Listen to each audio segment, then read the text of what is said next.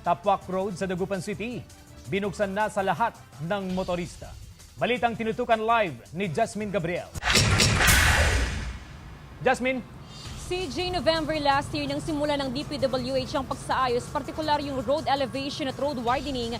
Dito yan sa may Tapwak Road. Pagpasok ng 2016, pinatupad yung one-way traffic system. At ngayon ng linggo kung saan formal na magsisimula ang Bangus Festival 2016, tuluyan ng binuksan sa mga motorista ang Tapwak Road.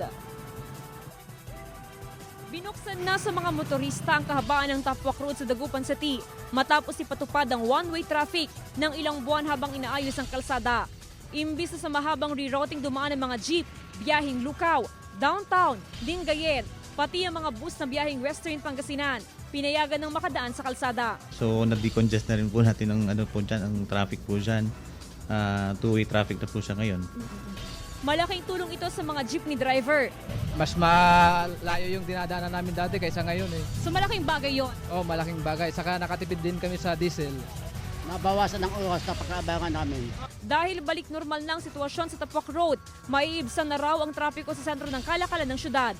Lalo pat ilang kalsadang isinara para bigyang daan ang selebrasyon ng Bangus Festival 2016. Ganun nga po, pag sarado na po ang natin, ang Galvan Street at Zamora Street, hindi na po natin pinapadaan po dyan mga northbound jeepneys po natin.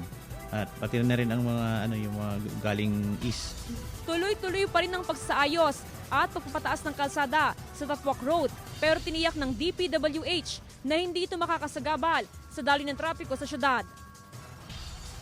CJ, ayon sa Poso, kabilang sa major road ang Tapwak Road, kaya naman malaking bagay para sa kanila na ito nga ay tuluyan ng nabuksan. Two-way na yung sistema dito kung saan yung mga nanggagaling o yung mga sakyan, pampribado man o pampublikong sakyan na nanggagaling sa may Western Pangasinan ay nakakadaan na dito mismo sa ating kinaroroonan. Hindi na nila kinakailangan pang dumaan doon sa may De Venecia Highway. Ganun din yung mga jeep na kung saan yung mga nanggagaling ng Lingayen and even yung sa may Lucao ay dito na rin dumadaan. Kaya ito yung isa sa mga bagay na magiging dahilan umano para ma-decongest yung traffic situation dito nga yan sa may Dagupan City. Samantala, paalala naman ng Poso Dagupan City na simula bukas ng umaga hanggang sa Biyernes ay isasara ho sa mga motorista ang Dagupan City Plaza na magsisilbing parking area. Hindi ho muna pahihintulutan ang mga sasakyan na mag-park sa may Dagupan City Plaza para bigyang daan naman yung mga contingents ng Bangus Festival, Gilon-Gilon at Balay na magkaroon po ng kanilang practice sa Dagupan City Plaza. CJ?